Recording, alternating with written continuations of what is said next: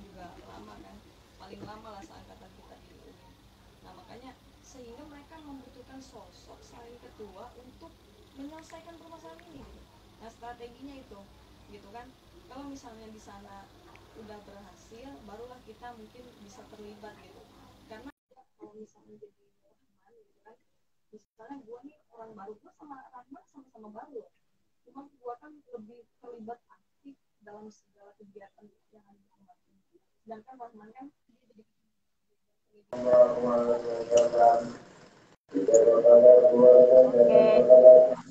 Halo, Halo. Assalamualaikum. Waalaikumsalam. Apa kabar, Tar? Kedengeran Alhamdulillah nggak baik. suaranya?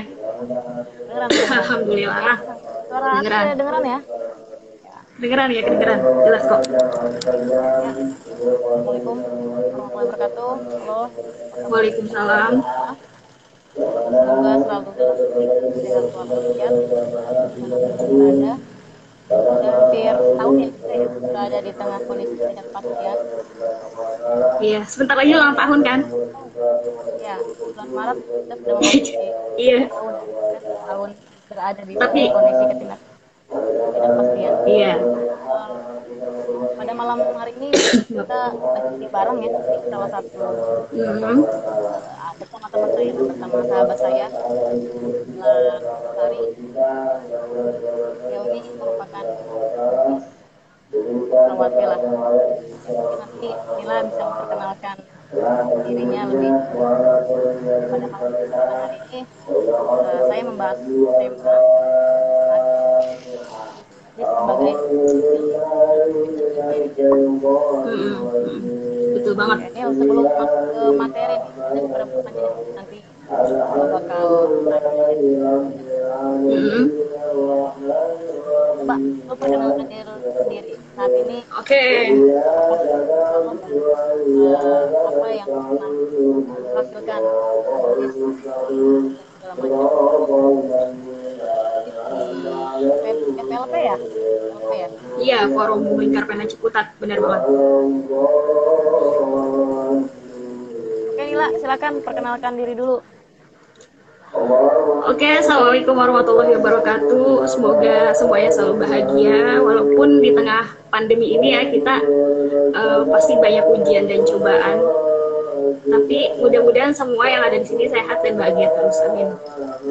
Kenalin, gue Nila Munasari dari Ciledug, Nila Munasari, panggil aja Nila. Kebetulan aktif di Forum Lingkar Pena Ciputat. Sekarang kegiatannya sambil ngajar, terus sambil bisnis kecil-kecilan ya, sambil belajar bisnis, terus sambil kerja kerja freelance gitu kan. Tapi sekarang punya usaha juga ya? Iya. Ya, usaha kecil-kecilan ya. Apa tuh Nil usahanya? Iya benar. Usahanya Chipstops. Ikutin aja IG-nya di Chipstops ID. Chipstops.id. Ya. Itu semacam keripik. Benar. Ya? Keripik pisang ya? Iya, jadi iya makanan lokal lah. Biar makanan lokal kita tuh naik kelas gitu. Jadi memang Nila ini selain aktivis dan mengembangkan uang karya, tapi juga dia lagi mencoba peruntukan wirausaha muda lah ya, wirausaha. Iya. Itu salah satu Amin.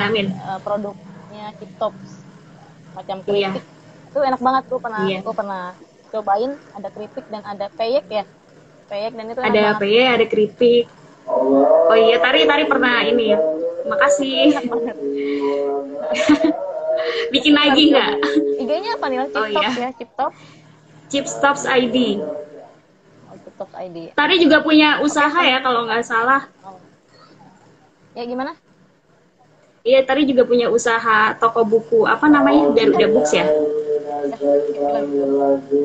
Iya. Kita langsung ke topik ya, topik terkait penulisan. Ini tema yang menarik. Kita sudah hampir 1 tahun gitu kita berada di suatu kondisi ketidakpastian.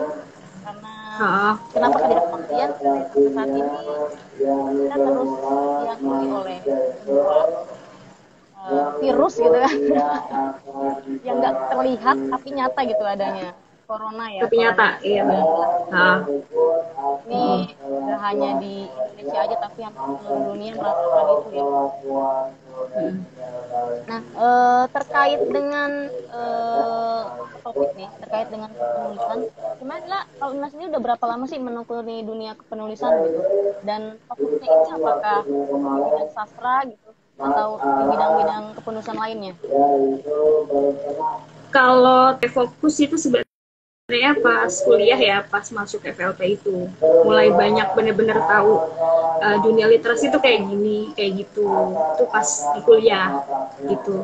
Kalau dulu pas SMP atau SMA itu sempet nulis-nulis di mading aja, kayak nulis apa ya, tulisan tiap minggu di mading, biasanya kan ganti-ganti kayak gitu. Suka nulis di situ. Terus suka, kalau dulu pas di SMP suka nulis diary kayak gitu sih, berawal dari situ. Kayak gitu-gitu aja sebenarnya. Oh, jadi berawal dari ya nulis-nulis tentang diary, curhat atau apa gitu kan? Iya, benar. Berkelanjutan Mm-mm. nulis gitu, bikin puisi Iya, gitu benar. kan? Iya, Karya suka yang nyoret-nyoret aja sih. suka ada meja. Tembok tapi nggak kan tembok? Oh. Tembok enggak, jangan. Tapi nggak apa-apa sih, jadi seni kan ntar. Oh, sempat aktif di FLP juga ya, Forum Lingkar Pena Iya. ini Ciputat ya. Iya, sampai sekarang alhamdulillah masih sih. Judul buku yang sempat sudah ditemukan itu apa judulnya? Semiotika Langit ya. Iya, kalau yang solo baru satu, alhamdulillah, itu Semiotika Langit. Tapi kalau yang Itu baru launching. Kalau antologi mungkin kurang lebih udah 10-an ya, bareng-bareng. Sekitar segitulah.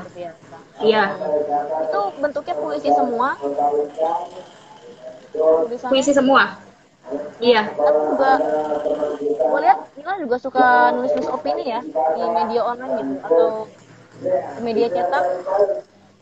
Oh iya, sempat waktu kuliah itu, waktu dulu nulis di Sindo mahasiswa, terus di Republika, opini Republika, sempat, alhamdulillah pernah juga sih waktu itu.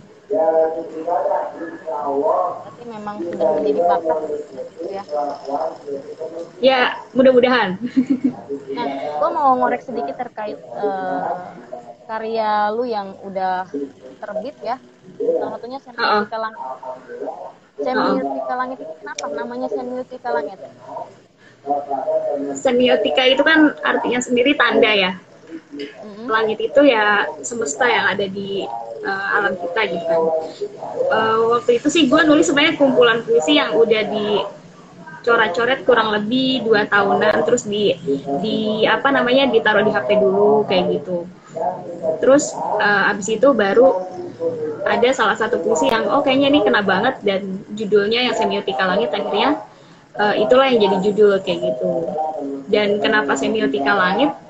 Di situ emang kumpulan banyak cerita kan sebenarnya, dan di Semiotika Langit itu kan yang terakhir kalau nggak salah apa namanya, kata-katanya, semesta adalah kata cinta, Tuhan titik paragraf paripurna kayak gitu. Jadi apa yang ada di semesta ini sebenarnya semuanya itu berawal dari cinta, dan semuanya kata cinta gitu, jadi punya makna cinta sendiri gitu. Tapi cinta yang paling tinggi itu ya cintanya Tuhan kita gitu. Jadi itu. Wah, menarik banget ya. Jadi memang isi dari buku Semiotika Langit itu terdiri dari komposisi dan puisinya itu macam-macam ya, tema yang diangkat. Iya, macam-macam sebenarnya. Apa aja tuh tema yang diangkat di dalam puisi tersebut? Apakah berisi tentang kritikan sosial kah? Atau tentang cinta-cintaan kah? Atau tentang misalkan sebuah kekayaan Tuhan gitu kan? Biasanya puisi ada yang berbau tentang sebuah kita nih bersyukur gitu atas karunia Tuhan segala macam. Ya itu campuran sih, ada tentang kehidupan, ada tentang cinta juga, ada tentang kegelisahan. Pokoknya waktu itu kegelisahan yang dialamin, ya udah coretin aja dulu kayak gitu sih. terus habis itu baru dipilih, terus jadilah antologi kayak gitu. Keren keren. Karena gue pernah baca juga penelitian dan gue sempat acara launching, gue sempat disuruh Oh baca iya salah satu iya iya bukunya, benar. itu keren banget ya. Iya Gue iya. lupa Iya judulnya apa sempat tapi ikut keren, launching waktu itu. keren banget puisinya. Iya. Keren banget puisinya. Makasih. Oh ya, terkait dengan kepenulisan ya, Nil. Ah, Eh, kan ya lu dari awal lu bisa menulis ini, lu hobi menulis ini memang dari sekolah ya. Awalnya dari nulis-nulis diary dan akhirnya pas kuliah lu tergabung di salah satu komunitas kepenulisan namanya FFP ya, Forum iya, Lingkar benar. Pena. Lingkar Pena Ciputat. Nah, di situ Iya. Lingkar dari situ mulai diasah lah ya, semakin diasah Iya, benar. gitu kan. Nah, sebenarnya buat lu sendiri apa sih manfaat menulis gitu buat lu sendiri, buat diri lu sendiri selama yang Ah, lu jalanin gitu. buat diri gue sendiri ya. Ini sih bisa, jadi gini, nggak semua hal itu kadang bisa kita ungkapin, nggak semua hal itu bisa kita ceritain ke orang. Dengan menulis gue bisa healing gitu, bisa kalau misalnya ada sesuatu atau beban di hidup kita, kalau kita nggak bisa ungkapin, ya udah kita tulis lewat tulisan kayak gitu. Dan itu apa namanya, efektif banget buat nyembuhin luka-luka kita, buat nyembuhin masalah-masalah kita, atau buat ngeluapin emosi kita aja yang kiranya kita nggak bisa luapin, kita luapin aja lewat tulisan kayak gitu. Jadi bisa ekspresiin emosi sih, lebih ke kayak gitu. Jadi memang kalau menurutku menulis itu manfaatnya itu ya bisa sekaligus untuk meluapkan suatu emosi atau perasaan ya. Iya, iya benar-benar. Salah satunya itu. Itu dalam Selain bentuk itu puisi juga bisa mungkin ya, jadi dalam bentuk puisi ya. Dalam bisa puisi atau cuma sekedar kayak apa namanya, penggalan kata kayak gitu, atau sekedar coret-coretan kayak gitu sih. Tapi gue lihat lo juga suka apa ya, dalam puisi atau tulisan lah. Beberapa kali gue lihat ada berbau kritik sosial gitu. Jadi seperti ada Oh emosi iya ya. terkait sosial buat pemerintah. Iya, iya. Iya benar-benar benar banget. Sempet juga waktu itu kalau nggak salah nulis di Instagram yang debu-debu Jakarta itu juga ditaruh di Semetika Langit. Salah satunya kritik sosial itu buat Jakarta. Itu judulnya debu-debu Jakarta kalau nggak salah. Oke. Kenapa sih lu bisa seproduktif itu dalam menulis gitu? Apa yang lu rasain ketika lu udah bisa mampu melakukan suatu karya, lu udah bisa mampu memiliki bakat menulis gitu dalam diri lu? Awalnya ya itu sih, kita ngerekam kegelisahan kita aja pertamanya. Terus dari situ baru kita asah, terus karena emang seneng coret-coret, terus suka baca-baca juga, ya udah. Akhirnya dari situ banyak kosakata, jadilah sebuah tulisan kayak gitu. Gitu. Oke, keren Jadi banget. tadi sih,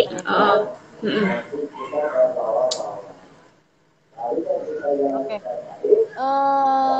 Ini kan sekarang ini kan karyawan, terus teman-teman mahasiswa atau bahkan siswa gitu dari tingkat SD sampai SMA gitu kan sejak adanya pandemi ini kan mereka agak mungkin stres pembelajaran online gitu. Lalu kemudian selama ini mereka selalu di rumah gitu kan, ada sedikit rasa bosan gitu. Ya mungkin apakah memang menulis itu bisa menjadi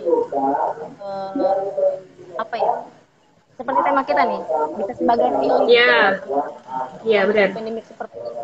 Artinya kan selain daripada sebagai healing buat mereka juga, tapi juga buat mereka lebih produktif gitu. Bisa banget. Jadi apalagi kan kita di tengah keterbatasan, mau kesini mau kesana salah ya. Terus kita selalu WFH akhirnya sekarang, pasti kan bosan, jenuh. Nah, menulis ya salah satu proses kita melawan kebosanan kita itu kan. Sekarang banyak orang yang ngelawan kebosanan pakai, mungkin yang tadinya nggak suka tanaman, dia jadi suka ngoleksi tanaman, kayak gitu. Yang tadinya nggak suka olahraga, jadi banyak yang sepedahan, kayak gitu kan. Nah, menulis ini salah satunya juga bisa ngebunuh kebosanan kita, gitu. Proses healing, sama kayak tema yang kita angkat sekarang. Kenapa healing? Healing itu kan penyembuhan ya. Jadi itu kayak tadi, nggak semua orang itu ekspresif gitu kan. Nggak semua orang bisa ungkapin apa yang bisa dia rasain, apa yang dia rasain. Nggak semua orang punya temen cerita. Nggak semua orang bisa curhat ke orang lain kayak gitu. Nah, salah satunya mungkin dengan buku, dengan tulisan dia sendiri kayak gitu. Dengan dia menulis apa yang dia rasain, kegelisahan dia, itu nantinya lama-kelamaan luka yang ada di diri dia atau masalah-masalah yang ada yang dia hadepin, itu insya Allah bakal sembuh kayak gitu dengan tulis. Karena kan dia udah ungkapin. Karena nggak semua orang bisa ungkapin secara apa namanya, secara langsung kayak gitu. Gitu. Jadi mungkin kalau buat menulis ini bisa sebagai sarana lah ya, sebagai sarana untuk kita mengeluarkan sesuatu gitu, dan salah satunya ini bisa sebagai healing buat kita juga gitu, sebagai penyembuhan kita juga. Iya. Ya kita merasakan kegalauan, suatu rasa Benar. Iya. Ya, itu benar. Lewat ungkapin. Semuanya lewat menulis ya. Kita tuangkan lah. Iya. Lewat menulis ya. Jadi memang banget itu luar biasa banget. Nah, Nil, ini kan menulis ini butuh bakat ya. Nggak semua orang punya menulis gitu. Kalau menurut sendiri gitu, apakah memang menulis itu bisa lewat pembelajaran secara rutin, atau memang dia memang benar-benar memiliki bakat sendiri dalam menulis? Sebenarnya enggak sih, enggak harus punya bakat sih, selama dia mau belajar, terus dia mau melatih terus. Dan yang paling penting, obat kita gimana biar bisa nulis ya baca dulu gitu, karena nggak mungkin kita bisa nulis tanpa kita ngebaca gitu kan. Jadi obatnya apa namanya, ininya kuncinya 3: membaca dulu aja, nanti baru nulis kayak gitu. Terus banyak juga ya tadi kayak menulis sebagai proses healing itu, kita tahu J.K. Rowling ya, penulis apa namanya, Harry Potter. Itu kan fenomenal banget. Iya, Harry Potter, J.K. Rowling. Nah, J.K. Rowling kan juga dia apa namanya, waktu dia nulis Harry Potter itu dia ngeluarin imajinasinya, terus dia lagi dalam keadaan yang benar-benar terpuruk, di mana rumah tangganya itu lagi di ujung tanduk lah ibaratnya kayak gitu. Terus akhirnya divorce, terus lewat imajinasinya akhirnya J.K. Rowling nulis Harry Potter itu, dan sempat ditolak 12 penerbit, sampai akhirnya setahun kemudian ada salah satu penerbit yang akhirnya ibaratnya jatuh cinta lah sama karyanya, dan J.K. Rowling ini suruh ngelanjutin karyanya kayak gitu. Dan ternyata ya itu bisa jadi proses healing, dan kita bisa lihat lewat J.K. Rowling ini yang sampai sekarang karyanya masih kita kenal kan, Harry Potter itu. Salah satu jadi bestseller juga ya. Iya, dan paling kaya kalau nggak salah, penulis terkaya. Jadi memang menulis ini nggak cuma untuk orang-orang yang punya bakat terpendam, tapi juga bisa dilatih ya, dengan belajar lebih giat gitu dalam menulis ya. Iya. Itu diantaranya salah satunya banyak baca dulu gitu. Jadi sebelum banyak baca dulu. Kita harus baca buku. Gue pernah dengar sih sebuah kalimat gini. Kalau menulis itu adalah seni tertinggi gitu, seni tertinggi setelah membaca dan berkomunikasi. Setelah berkomunikasi, membaca lalu menulis. Jadi menulis itu ibaratnya sebuah komunikasi tertinggi gitu dari kedua. Menurut lu gimana? Itu suatu istilah yang benar atau gimana kok? Bener juga sih, karena kan di dalam Al-Quran juga di surat Al-Alaq kan apa yang turun pertama itu surat Al-Alaq kayak Iqra, bacalah. Terus habis itu iya, dengan membaca ya pasti kita bisa menulis gitu. Jadi ya intinya baca dulu, terus habis itu kita pasti bisa nulis gitu. Tapi kalau misalnya kita belum bisa nulis sih, ibaratnya kayaknya kita nggak punya bakat atau ngerasa sama sekali nol tentang dunia kepenulisan kayak gitu. Nggak usah mikirin tata bahasanya dulu, majasnya dulu, nggak usah mikirin bahasanya cakep apa enggak dulu, nggak usah. Pokoknya kegelisahan yang ada di dekat kita dulu aja, kita tuangin di tulisan kita kayak gitu. Dari situ nanti bakal keasah sedikit demi sedikit.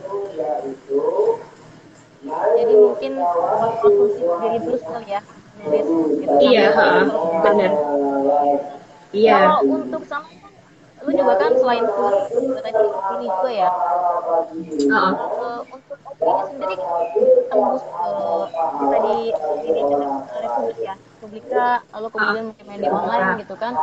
Itu apa aja sih kiat-kiatnya bisa tembus tentang itu?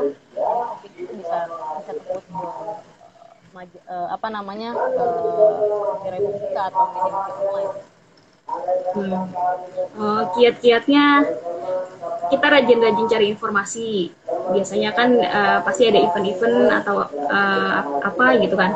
Terus yang kedua, kita harus ikutin syarat sama ketentuannya. Itu jangan lupa. Karena biasanya setiap penerbit itu punya syarat ketentuan masing-masing dan punya warnanya masing-masing gitu. Misalnya Mizan dia lebih ke banyak nerbitin buku-buku agama kayak gitu. Kalau Republika koran yang biasanya lebih banyak nerbitin tentang agama juga kayak gitu. Kalau misalnya Kompas apa, kalau ini apa kayak gitu. Jadi kita harus tahu warnanya dulu itu sih. Jadi setiap terus jangan takut ya kan opini itu mereka punya warna tersendiri ya. Iya. Iya, benar. Oke. Ya buat teman-teman yang terhubung, kita masih terus berlanjut berkenaan dengan yang kita angkat. Mungkin teman-teman yang mau bertanya silahkan di kolom komentar ya, nanti pertanyaannya bisa saya bacakan.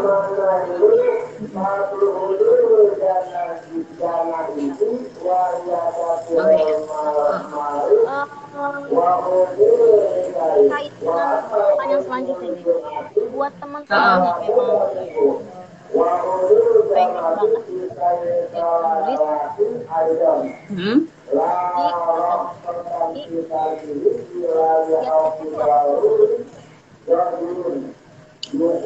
kiat-kiatnya jangan takut nyoba dulu. Kiat-kiatnya yang pasti pertama jangan takut mencoba dulu ya. Jadi yaudah kita tulis aja apa yang kita mau tulis, jangan takut mencoba. Terus habis itu kalau kita udah punya karya, kita tanya ke yang kiranya menurut kita dia lebih ahli atau bisa menilai karya kita, minta kritik sama sarannya kayak gitu. Nanti siapa tahu bisa membangun karya kita. Terus jangan takut dikritik juga, gitu karena kritikan itu bisa membangun kita juga. Terus banyak baca, banyak berlatih nulis. Terus apalagi sekarang kan banyak ya wadah-wadah di sosmed kayak blog, terus kayak apalagi blog, terus yang Medium, Wattpad kayak gitu-gitu. Itu bisa buat wadah kita buat ngasah tulisan kita. Oke. Kadang kan kalau kita ngelihat banyak orang yang coba untuk mengeluarkan suatu gagasan, mengeluarkan suatu melalui tulisan, tapi juga kerap kali ia sering menerima kritik dan kritik itu membuat dia menjadi down. Jadi iya pasti. Teman yang coba untuk mau menulis gitu, mau terjun dan lewat puisi ataupun lewat karya-karya ilmiah pada umumnya gitu, ketika kan dong ini bagaimana buat teman sarannya gitu buat teman-teman mulai Ya itu tadi jangan takut dikritik, karena ya kritikan juga bisa ngebangun kita gitu kan. Kalau nggak ada kritikan mungkin kita bakal seenaknya gitu. Terus nikmatin proses sih, lebih nikmatin proses. Nggak, menurut gue sih nggak ada penulis yang langsung ujuk-ujuk dia nerbitin buku gitu. Pasti dia pernah ngerasain di titik terendah dia yang ditolak penerbit, yang dianggap lebay, yang apalah pokoknya. Itu nikmatin proses yang paling penting gitu. Dan gue sendiri juga sering dulu pas masih kuliah dan masih pertama-tama nulis kayak gitu, itu wah ditolak berkali-kali sih, pernah sama penerbit dan gak pernah masuk gitu kan. Tapi akhirnya nanya ke yang ahli, kok bisa ya nggak masuk, kenapa gitu.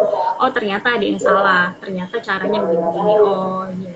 Jadi kita emang harus nikmatin proses dulu sih.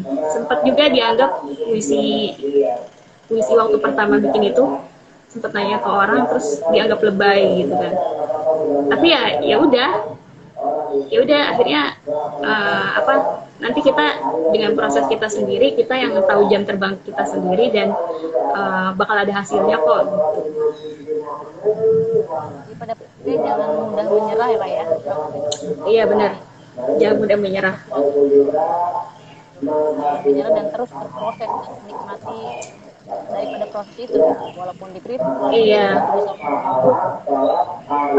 Iya benar. Gitu. Iya. Biar benar. Menjadi suatu mungkin bisa menjadi suatu kekuatan juga buat membuktikan bahwasanya gue harus bisa gitu, membuktikan bahwasanya gue ini bisa menulis. Oh, benar banget juga. Iya benar banget. Teman ada yang mau tanya lewat komentar, silakan. Iya silakan teman-teman yang mau nanya. Oke ya. Nah kita ini cari santai ya Nil ya. Iya santai aja sih. Kita cari santai, bagi aja itu tadi. Iya. Karena pandemik ini bertahun, jadi itu kadang agak sedikit bosan gitu, dan akhirnya benar. Dan lebih produktif gitu. Bagaimana cara kita produktif? Salah satunya mungkin tulis, dan mungkin ini berbagi sharing Instagram dan lainnya, memanfaatkan media sosial lah ya untuk kita berbagi. Benar-benar. Siapa tahu bermanfaat ya. Ya, betul banget. Kak Tari ini ngomong-ngomong juga penulis ini loh, kemarin baru launching buku Konstitusi dan Ruang Angkasa. Tapi bukunya berat cuy. Bukunya tentang hukum. Jadi Kak Tari ini anak hukum tulen. Pelajar. Oh iya udah. Inilah kan kepada kita gitu kan. Keren. Kalau gue masih benar-benar enggak lah, udah keren. Kita saling belajar lah ya, saling ngisi air lah.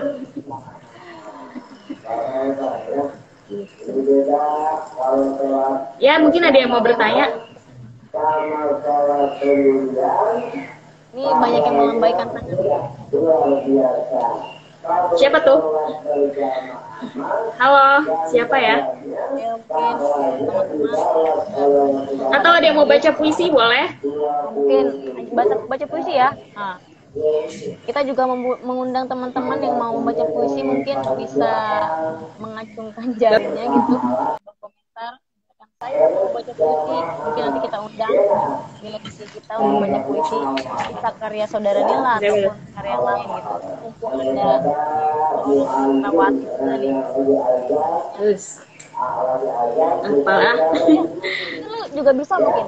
Ini sambil nunggu teman-teman juga bisa mungkin baca puisi.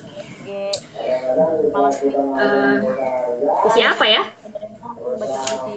Ya mungkin salah satu dari karya di Semiotika Langit mungkin ya. Oke.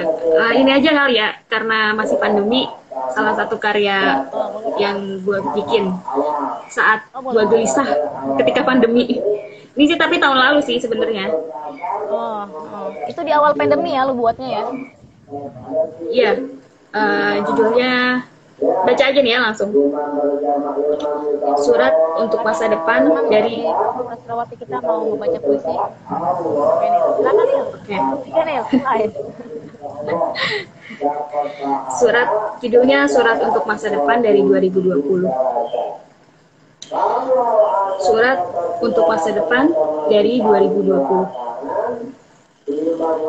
Dear penghuni masa depanku, perkenalkan, aku Bumi. Hari ini dunia tampak lebih suram dari biasanya. Jeritnya lebih kencang, tangisnya lebih panjang. Ada yang mencekam, tapi bukan peperangan. Kami bersama melawan virus mematikan. Corona namanya. Semua berubah tak secerah biasanya. Ribuan nyawa melayang. Celoteh ceria kanak-kanak lenyap. Pedagang harian, ojol, matanya mulai pengap. Anak rantau, dompetnya mulai bengap. Ini mimpi buruk demi mimpi baik yang kembali nyata. Semoga tiada lagi kembali 10 atau 20 tahun lagi mimpi buruk ini. Lekas sembuh semuanya, lekas membaik. Jaga imun, jaga iman. Jaga diri baik-baik, jaga aku baik-baik. Dari Bumi 2020. Surat untuk masa depan dari 2020. Mila Munasari. Terima kasih. Keren banget. Luar biasa. Terima kasih. Ya, jadi itu kegelisahan 2020 sih. Itu kayak apa ya?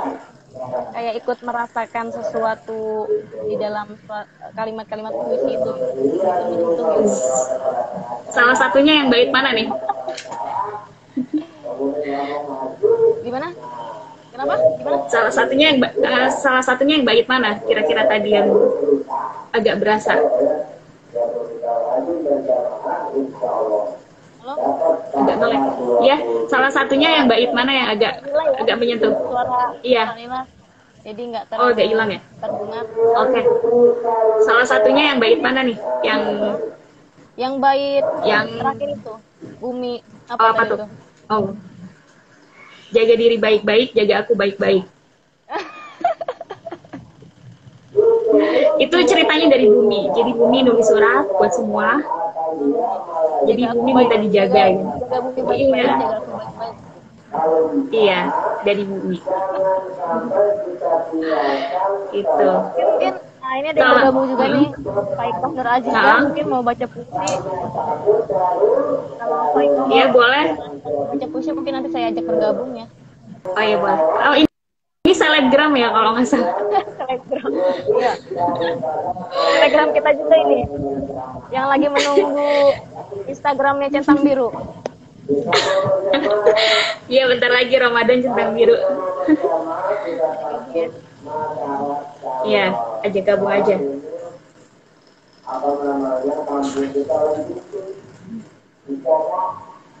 Pak Iko Bisa, tenang kok. baca puisi nanti atau mau sharing lah bareng-bareng kita berdua nih. Ya, Pak Iko boleh baca puisi. Mau bertanya juga ya Mm-mm. di kolom komentar.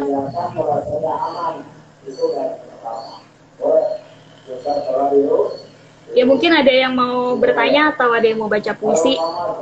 Iko silakan kalau mau baca puisi Pak Iko.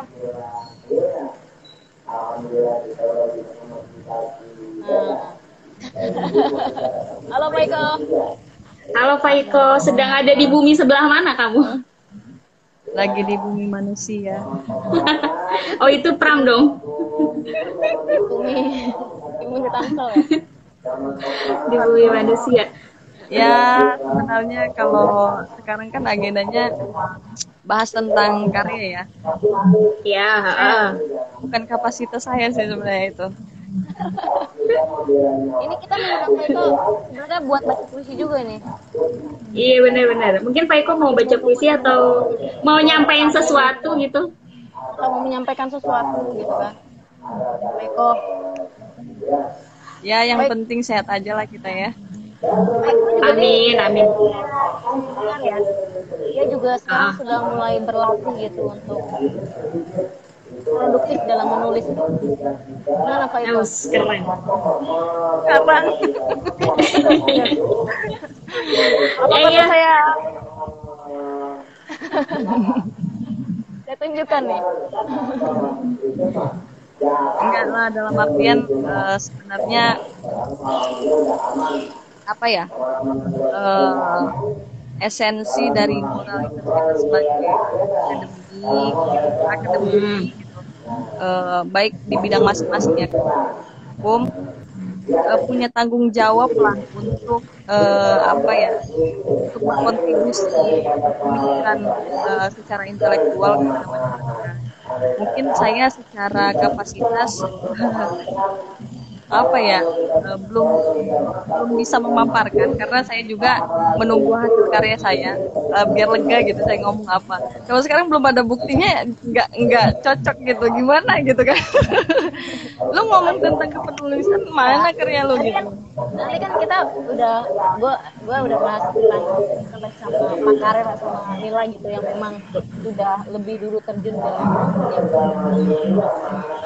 tema kita yang kita angkat juga menulis sebagai healing. Tadi juga Nila udah memaparkan. Jadi kalau Pak Eko sendiri gitu, Pak Eko ini kan mungkin baru mau lebih produktif gitu untuk menulis. Kenapa Pak Eko bisa tertarik untuk tulisan gitu, mau terjun di dalam entah itu bentuk karya ilmiah atau bentuk ini atau bentuk mungkin juga nanti kalau Pak Eko lagi bahkan dia ke patah hati bisa juga ke puisi mungkin gitu kan. Banget. Iya, karena tulisan itu luas sih, nggak cuma tentang ekonomi, sosial, tapi mungkin bisa tentang cinta kayak Firsa Besari kan, dari patah hati jadi royalti. Patah hati. Asik. Sebenarnya Jadi sih menulis royalti. gini ya, kalau saya secara pribadi ya, karena mungkin nggak monumental kakak-kakak sekalian lah. Saya sebenarnya menjadikan Kak Nila, Kak Tari itu sebagai panutan saya di bidang kepenulisan jujur saja.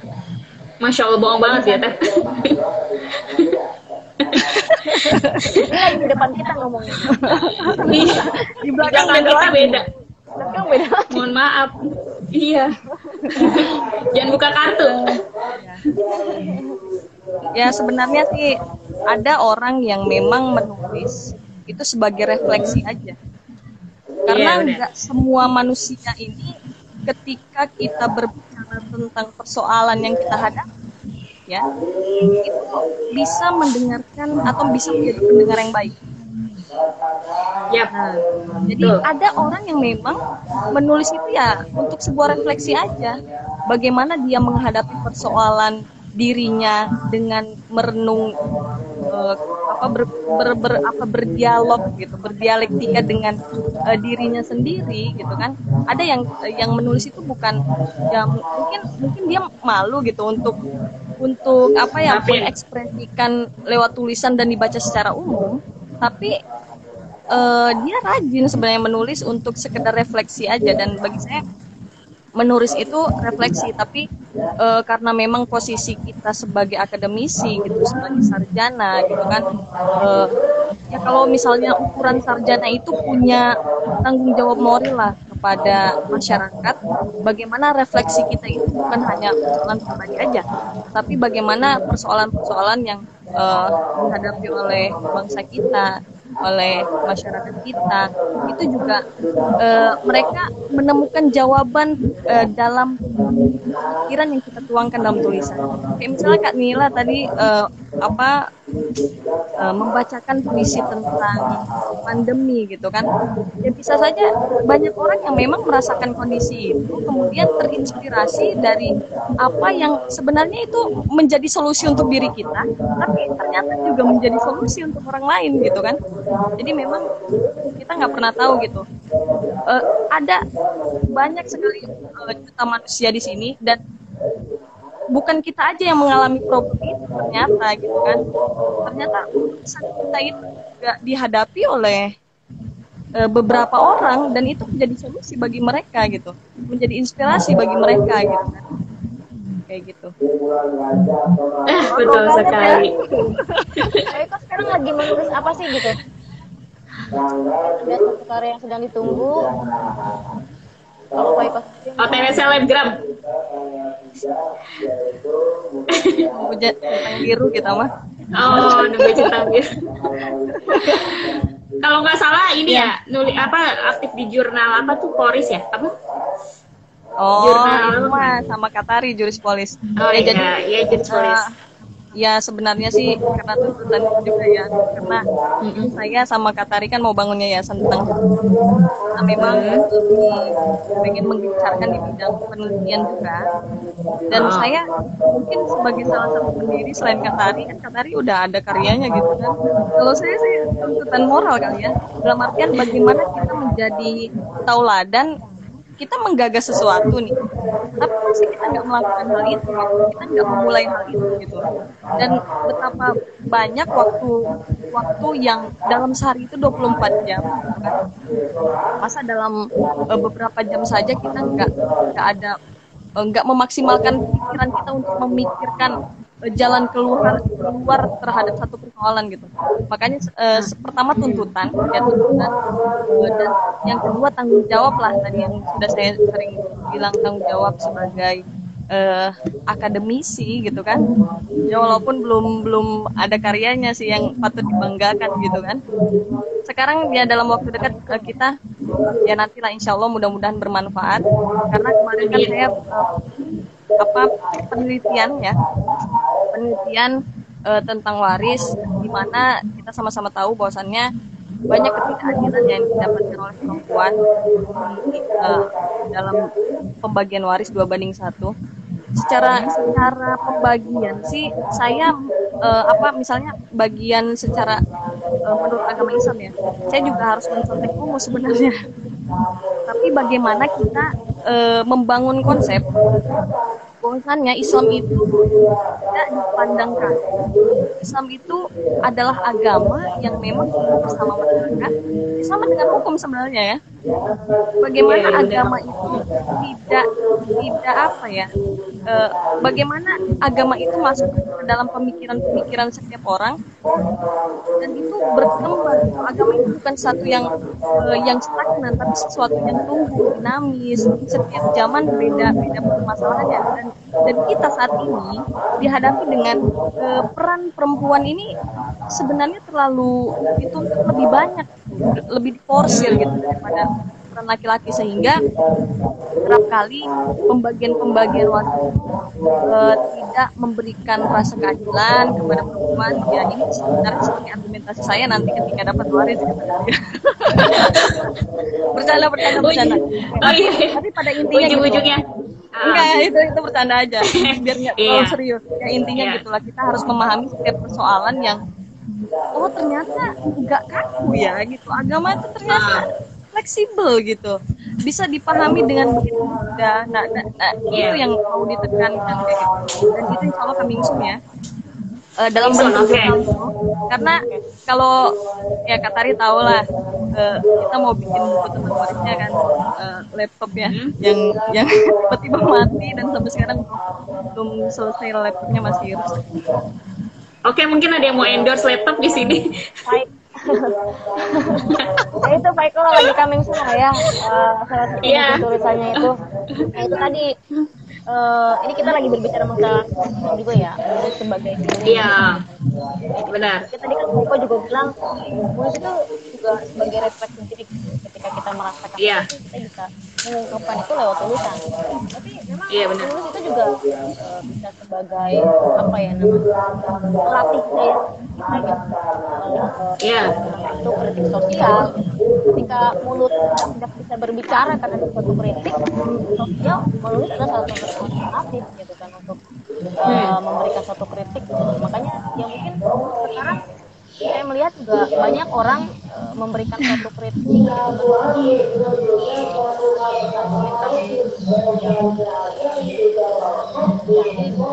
sosial masyarakat melalui tulisan yang rata-rata sekarang. Jadi mungkin sekarang akan lebih banyak lagi gitu baru gitu, karena berbicara mereka tidak bisa, ya akhirnya mereka menulis kan. Benar-benar. Jadi dengan Benar. daripada Iya. ngomong gue ditangkap gitu yaudah gue nulis aja deh gitu. Iya. Sering terjadi ya. Ada satu kisahnya, bukan pengalaman saya sih, pengalaman orang lain. Ah. Jadi teman-teman sebenarnya ini, ya saya mendapatkan misalnya nih kita katakan penulis bestseller aja ya, karena kalau Faiko Nur Aziza masih belum cocok jadi penulis. Kayak misalnya kita contoh Rifai Rifan ya. Ternyata ketika mempelajari perjalanan dia sebagai penulis, dia itu pernah bekerja di perusahaan, kemudian dengan keputusan yang di luar dugaan dia memutuskan untuk jadi penulis, yang pada saat itu dia udah punya istri, udah punya anak, dan belum ada kepastian dari royalti penulis gitu, sebagai penulis. Jadi memang dia itu pertama buku bestsellernya itu adalah 17 keajaiban doa, kemudian istilahnya kayak gitulah. Nah, ternyata pada akhirnya buku itu bisa bestseller gitu. Dalam artian gini, yang pertama apa yang kita tuliskan itu apa yang menjadi kebutuhan banyak orang tuh bisa menjadikan kita sebagai penulis juga gitu. Walaupun kalau dipikir-pikir 17 keajaiban doa lulus ujian apa gitu kan, bahkan kerap kali dikritik beliau itu bahwasannya ini sebenarnya tulisan biasa aja kok, bestseller gitu. Ternyata menjawab kebutuhan banyak orang. Nah, yang kedua, kerap kali persoalan yang dihadapi orang lain atau orang lain cerita kepada kita tentang persoalannya itu bisa jadi tulisan, ternyata bisa menjadi inspirasi orang lain. Jadi bukan hanya persoalan yang kita hadapi, tapi persoalan yang orang lain hadapi juga itu bisa menjadi sebuah karya gitu kan. Misalnya Kanila curhat tentang misalnya tentang keluarga, tentang keharmonisan keluarga gitu kan. Ternyata tengah-tengah pandemi ini ada kendala apa gitu, sehingga menimbulkan satu persoalan. Itu bisa menjadi inspirasi juga. Mungkin Kak Nila enggak ya, jadi persoalan Kak Nila itu sebenarnya bisa jadi inspirasi saya menulis tentang bagaimana kita menyelesaikan persoalan yang ada dalam keluarga gitu kan, walaupun percontohannya orang lain gitu. Kayak gitu. Persoalan siapapun gitu kan, bukan hanya persoalan diri kita. Kayak gitu. Iya, benar banget. Nah, kalau Nila sendiri gimana nih? Selama ini kalau sendiri apakah mengungkapkan sesuatu itu berdasarkan pengalaman pribadi atau dari orang lain gitu yang bisa tujuan ke lu gitu kan, lu tuliskan dalam puisi atau dan lain-lain. Mungkin 50-50 kali ya. Tapi walaupun misalnya pengalaman pribadi pun mungkin agak diulas lagi kayak gitu, nggak benar-benar kita, kalau misalnya udah jadi sebuah karya gitu ya, nggak benar-benar kita, misalnya kita bikin novel nih, pasti namanya kita samarin kayak gitu. Jadi nggak benar-benar apa yang terjadi gitu, pasti ada bumbu-bumbunya lagi kayak gitu. Terus kalau setengahnya lagi mungkin ya itu kayak kritik sosial, apa yang kita lihat di sekeliling kita, ya kayak tadi puisi tentang pandemi, karena gue gelisah waktu itu, kok pandemi nggak habis-habis gitu kan, ternyata ya sampai sekarang emang ya kita nggak tahu ya sampai kapan gitu kan. Ya akhirnya jadilah puisi Surat untuk Masa Depan dari 2020 gitu kan. Sebagian lagi mungkin ada di YouTube gue ya, kalau ada yang mau lihat silakan guys, subscribe YouTube-nya apa? Nila Menasan. Iya gitu. Jangan lupa guys di subscribe. Jadi jangan lupa jadi 50-50 sih. Iya. Cantumin banyak Nanti iklan ya kan? Oh, siap yang mau centang biru. Oh iya, tadi selain siapa tahu ada endorse ya. Ya gimana Nil? Lanjut. Dia tadi selain menulis itu juga sebagai self healing, menulis juga bisa nambah daya ingat kita kan pastinya. Terus bonusnya lagi kita bisa dikenal banyak orang dengan tulisan kita gitu. Mungkin nanti kita misalnya udah meninggal ya, kayak apa misalnya kita udah meninggal, mungkin kita udah nggak ada jasadnya gitu, tapi tulisan kita masih ada dan abadi gitu, kayak Sapardi Djoko Damono almarhum gitu kan, tulisannya sampai sekarang masih anget gitu kan. Itu salah satunya nulis itu bonusnya nama kita bakal abadi dikenang kayak gitu. Karena menulis itu adalah keabadian ya. Iya, menulis adalah bekerja untuk keabadian. Masih ada gitu kan, tapi karya kita akan selalu dikenang di Iya, benar. Seakan-akan kita masih hidup. Kalau kata Helvitiana Rosa, menulis itu memperpanjang umur, gitu. Jadi ketika kita nulis, berarti umur kita makin panjang kayak gitu. Berarti kita harus banyak menulis ya, biar umur kita panjang. Iya, biar panjang umur. Iya benar-benar. Nulis status mungkin salah satunya. Nulis status. Iya, nulis status. Nggak apa-apa loh, sebenarnya nulis status itu juga proses healing gitu. Betul. Banyak juga yang apa namanya, kalau nggak salah kayak Sisa Besari ya, dia kan dulunya awalnya kan nulis di Facebook gitu, lalu kemudian tulisan-tulisan dia, curhatan dia dikumpulkan kembali, lalu kemudian dijadikan sebuah buku gitu kan. Keren banget tulisan-tulisan dia itu jadi buku, ketika jadi buku jadi keren banget gitu kan. Itu semua tulisan-tulisan dia yang udah lama di Facebook, tentang curhatan dia, dan dia bukukan. Itu juga mungkin bisa salah satu sarana alternatif ya buat mau punya karya gitu. Iya benar banget. Jadi Bung Firsa itu salah satunya karena dia itu pernah patah hati, ditinggal nikah, kayak gitu. Biar gak sia-sia ya patah hatinya, jadi royalti lah. Dan sekarang bener karya-karyanya banyak disukain orang gitu. Jadi kalau Faiko atau Tari pernah patah hati, jangan sia-siain, jadikan royalti. Itu salah satu bonusnya. Lu jadi ntar kalau ditanya lu kaya dari mana, dari patah hati. Lewat tulisan kayak gitu. Kayak dari mana, kayak patah hati, berarti patah hati juga bisa menghasilkan. Oh ya, berbicara masalah menghasilkan gitu kan, ternyata memang menulis ini sekarang menjadi salah satu alternatif memperoleh penghasilan juga ya. Kita nggak bisa pungkiri itu ya.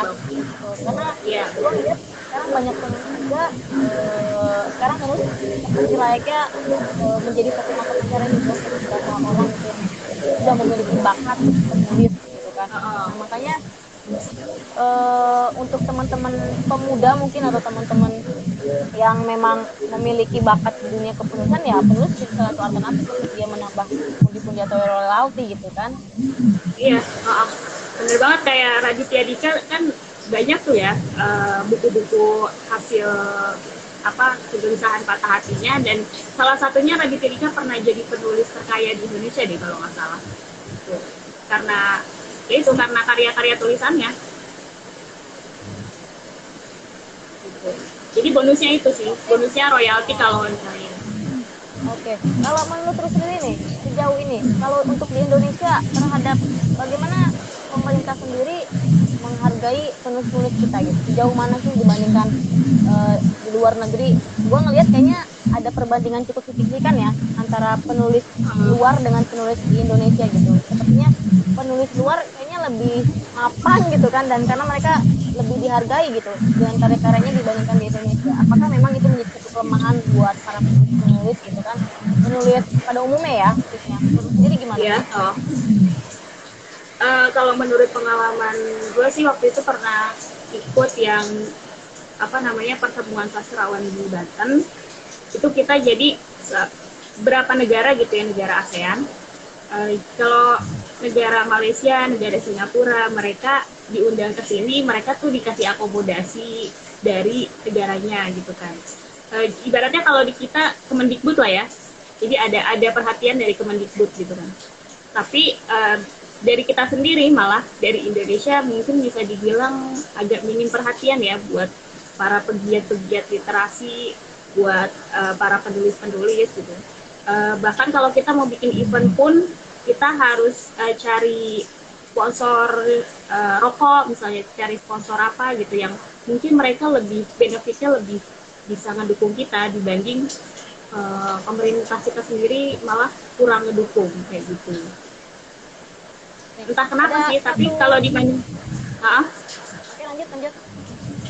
Ya, jadi kalau dibanding Malaysia, Singapura, dan lain-lain gitu, kalau kita ngebandingin sama mereka, itu mereka jauh lebih diperhatiin gitu. Karena mereka waktu pertemuan sastrawan di Banten itu, mereka benar-benar diakomodasiin dari mereka berangkat sampai mereka pulang, itu mereka diakomodasiin. Sedangkan kita sendiri masih ketar-ketir nih yang kita yang ngelaksanain dan kita ngundang mereka, di sini kita masih ketar-ketir dari sponsor sana sini kayak gitu. Jadi ya itulah potretnya. Ini ada satu komentar menarik juga nih dari Apa tuh? ini saya kenal ini siapa ini. Dia bilang gini di komentarnya, satu butir peluru hanya dapat menembus satu kepala manusia. Tapi satu buah tulisan dapat menembus ratusan bahkan jutaan kepala manusia. Cakep, bener banget, bener banget. Pernah ini mungkin juga kalimat yang sering kita juga dengar ya. Ini memang ini cukup cukup menusuk banget ini kalimat seperti ini. Satu butir peluru dapat menembus satu kepala, tapi satu buah tulisan dapat menembus ratusan bahkan kepala. Apalagi tulisan-tulisan yang berbau kritik sosial gitu kan. Iya banget.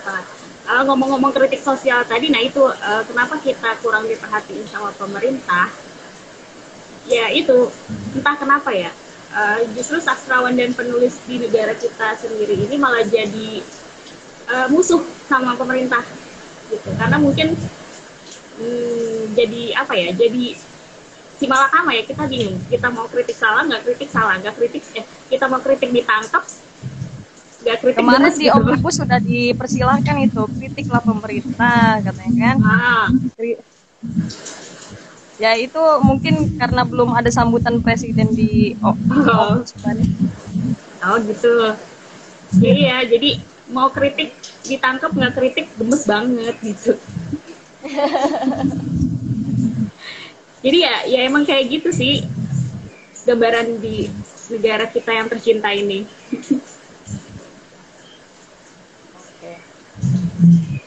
Ya memang kalau kita berbicara masalah kepenulisan atau menulis ini kayaknya nggak ada habisnya gitu. Butuh berapa episode lagi untuk kita ulas karena semakin menarik ini, semakin malam juga dan banyak juga yang baru gabung ini. Mungkin teman-teman yang mau bertanya di lewat komentar nih kepada narasumber kita nih kali ini.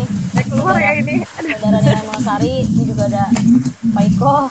Janganlah saya. Saya tadi mau baca puisi, makanya saya ajak bergabung. Enggak, jangan. Pak Iko silakan baca puisi. Jangan pamit dulu. Jangan pamit, kamu bukan Ria Ricis. Teman-teman, ada yang mau membaca puisi atau teman-teman yang mau bertanya kepada saudara Nina Monosari terkait dengan tema yang kita angkat sekarang, menulis sebagai dengan pandemik atau menulis pada umumnya lah gitu. Apa yang kiranya teman-teman mau tanyakan, bisa teman-teman tanyakan lewat komentar. Silakan, kita masih. Ya silakan yang mau nanya. Saya keluar terus nanya ya. Langsung aja kalau nanya aja langsung. Iya. Jangan. Banyak sih ketika pertanyaan-pertanyaan ya berkaitan dengan tulisan. Yang pertama mungkin bingung mulai dari mana, itu sering banget itu. Nah mungkin nih kan healing terapinya gimana. Yang pertama nulisnya bagaimana nih, mulai dari mana. Kemudian yang kedua, jika stagnan itu gimana tuh kan, stagnan kemudian bingung ini diterusin gimana gitu kan, nggak diterusin nanti juga keburu males. Karena saya sendiri secara pribadi ya, ketika ada tugas kemudian ditunda, akhirnya ngerjain kemana gitu kan, ngerjain persoalan lain, itu kadang tertunda lama gitu. Dan mungkin ini dialami oleh teman-teman yang nonton juga. Yang ketiga, saya sepertinya yang mengalami itu. Ya. Yang ketiga, apakah misalnya seseorang itu lahir berbakat sebagai penulis? Kan ada istilah penulis ya memang bakat lah, udah jadi penulis. Saya mah udah belajar, udah ikutin kelas menulis, nggak bisa juga, udahlah katanya. Saya mah berbakatnya misalnya di bidang debat kan, daripada menulis saya mending baca teori kemudian didebatin, didiskusiin, udah selesai daripada ditulis itu bukan bakat saya. Kan ada yang menganggap seperti itu. Ya mungkin Kanila bisa sharing nih. jawab Niel, silakan. Oke. Yang pertama dulu ya. Yang pertama itu tadi gimana kita cara mulai nulisnya ya. Jadi kalau kita misalnya mau mulai nulis, nggak usah mikirin itu dulu sih, nggak usah mikirin tata bahasanya, majasnya, nggak usah mikirin kalimatnya cakep nggak nih ya didengar orang atau gimana, nggak usah. Pokoknya kita ungkapin dulu aja apa yang mau kita tulis. Nanti kalau tulisan itu udah jadi, kita bakal keasah sendiri kayak gitu. Terus apalagi yang kedua tadi, kalau kita stagnan, kalau kita misalnya tiba-tiba di tengah jalan tuh mentok kayak gitu, itu wajar banget sih, semua penulis pernah ngalamin kayak gitu. Kalau misalnya kita ngalamin kayak gitu, kita cari cara lain supaya kita ibaratnya kita tutup dulu, kita refresh dulu nih otak kita sambil ngapain dulu, atau sambil dengerin musik dulu kayak gitu, atau kita didiemin, diinepin dulu 2 hari gitu. Nanti kita buka lagi, baru kita lanjutin tulisan kita gitu. Tapi jangan lama-lama, nanti kita malah lupa. Ya. Terus Paling lama berapa Kak? Berapa hari mungkin? Paling lama seminggu lah ya, kalau misalnya kita benar-benar sungguh-sungguh mau nerbitin tulisan kita itu. Inepinnya. Iya, diinepinnya paling lama seminggu lah. Jangan lama-lama. Nanti kita lupa beneran, kalau udah lebih dari seminggu kita nggak bakal kepegang lagi. Ya sama kayak dulu kita skripsi. Ya, yang ketiga apa tadi? Oh, yang ketiga apa deh? Oh, bakat ya. Yang ketiga itu apakah tumbuh dari lahir Kak gitu kan, mungkin ya tadi ya. Sebenarnya kalau menulis ini bakat yang bisa kita asah sendiri sih. Kita latih, kita semakin banyak kita latihan, semakin banyak kita baca, kita bisa gitu kan. Kan menulis ini bukan kayak bakat yang kayak penyanyi yang suaranya udah bagus dari lahir kayak gitu. Dia emang nggak bisa kan, dia punya warna sendiri gitu ibaratnya. Tapi kalau nulis ini kan siapapun bisa jadi penulis. Mau kamu profesinya dokter, mau kamu profesinya aktivis, mau kamu profesinya guru atau apapun, itu bisa jadi penulis sih. Bahkan anak kecil pun, kalau dulu ada tulisan, kenal nggak Sri Izati yang menulis KKPK, kecil-kecil punya karya? Itu tuh diwadahin, dan anak kecil dari umur 6 tahun atau 12 tahun itu udah punya karya gitu. Jadi sebenarnya nggak ada batasan, dan nggak ada yang harus punya bakat, atau nggak semua bisa jadi penulis, nggak banget. Jadi semua orang bisa jadi penulis, dalam latar belakang profesi apapun bisa jadi penulis kayak gitu. Selama kita yakin dan kita mau belajar sih, itu aja. Ini pada prinsipnya memang menulis itu nggak harus orang yang memang sudah punya bakat ya, tapi bisa diasah dan belajar terus menerus ya. Samping itu juga karena menulis ini kan butuh kosakata juga nanti ya, untuk banyak kosakata yang cukup banyak, dan mungkin juga diperlukan untuk secara lebih produktif baca gitu kan. Karena kalau kita menulis tidak membaca juga sebenarnya sesuatu hal yang agak sedikit mustahil ya, karena bagaimanapun membaca adalah satu hal utama ketika kita mau jadi seorang penulis gitu kan. Mungkin itu ya. Benar ya. Nah, ada lagi mungkin teman-teman yang lain yang mau bertanya. Ini mumpung Nila masih belum ngantuk juga kayaknya. Kita masih terus sharing. Iya. Sebenarnya ini kita sharing santai sih. Iya, sering santai. Ya. Atau ada yang mau curhat? Atau ada yang mau curhat, ada yang mau baca puisi gitu kan? Iya, silakan. Atau ada yang mau menyampaikan sesuatu ke doi atau siapapun lewat puisi, silakan. Berarti pada prinsipnya gini ya, mungkin ada beberapa yang memang dia itu lahir sebagai penulis, tapi juga ada penulis yang memang ulang mungkin ya. Ini catatan. Enggak, maksud saya inilah nggak pantas berbicara seperti ini di hadapan yang lebih jago gitu. Jadi mohon izin. Ya mungkin ada yang terlahir sebagai penulis, tapi juga sedikit juga orang-orang yang tadinya nggak percaya diri sebagai penulis karena dia tekun, dia rajin, dia apa ya, merefleksikan segala sesuatu melalui tulisan, akhirnya viral gitu kan, mewakili banyak orang, dan akhirnya orang menganggap dia penulis gitu. Jadi penulis itu yang milik siapapun ya kan, bahkan iya benar banget. Iya, milik siapapun lah Pak, bahkan milik tukang galau, ya kan juga. Ya kayak misalnya kita ambil contoh Firsa Bersari lah, dia kan mewakili kaum milenial banget gitu, yang memang dari segi perasaan misalnya dia mewakili bagaimana perasaan anak muda ketika jatuh cinta, ya gitulah, dirundung asmara dan lain sebagainya. Itu kan sebenarnya kalau misalnya kita nih sebagai orang yang tidak, maksudnya tidak terlalu lama untuk apa sih galau-galau gitu kan, ternyata dia jadi penulis besar gitu loh, dari kegalauan yang dia tuangkan lewat tulisan-tulisan di Twitter, ternyata dibaca orang, kemudian orang yang membacanya itu merasa, wih bener nih, mewakili perasaan gue banget nih, tapi dia nggak berani untuk menulis gitu. Nah itu bedanya. Mungkin yang apa ya menulis itu bukan bakat sih ya. Menulis itu bukan terlatih ya, ya. Itu sih bener banget Pak Iko tadi ya, itu kayak yang bener tadi ada komen apa pernah dibahas di Bang Zawin, bener Zawin di YouTube-nya pernah curhat sama Firsa Bersari, sebaliknya pun gitu, yaitu ubah patah hati jadi royalti. Jadi semua kegelisahan kita tulis aja dulu, karena setiap tulisan kita itu bakal punya pembacanya sendiri-sendiri sih gitu, bakal ada rezekinya masing-masing dan bakal ada pembacanya masing-masing kayak gitu.